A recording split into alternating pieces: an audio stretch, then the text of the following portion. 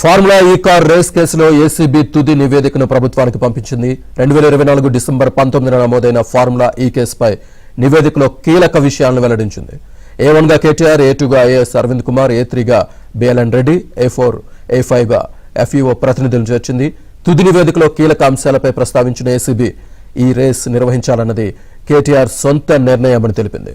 BRS కి 44 కోట్ల electoral బాండ్లు అందాయన్న ఏసీబీ ట్రైపార్టీ అగ్రిమెంట్ కి ముందే బీఆర్ఎస్ కి ఈ బాండ్లు చెల్లించినట్టు తెలిపింది.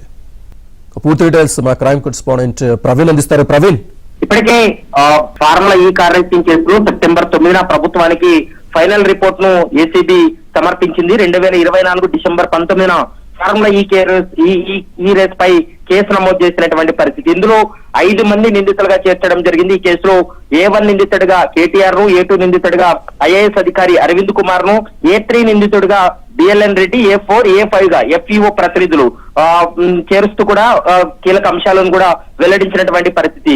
ఈ ఫార్ములా ఈ కార్ రేసింగ్ కేసులో క్విడ్ ప్రోకో జరిగిందనేటువంటి అంశాన్ని కూడా స్పష్టంగా ఆ రిపోర్ట్ లో కూడా పేర్కొన్నటువంటి అంశం కనపడుతుంది.